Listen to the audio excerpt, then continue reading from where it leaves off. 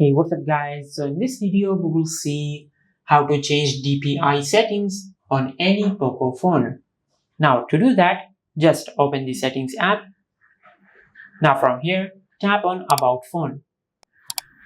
Now from here, scroll down and tap on the OS version a few times until you enable developer options. Now once you enable developer options, just go back. Now from here, just search smallest width. Now from here, tap on smallest width. Now from here, just tap on smallest width one more time. Now from here, you can change the DPI settings. For an example, we will set it at 400. Now from here, tap on OK.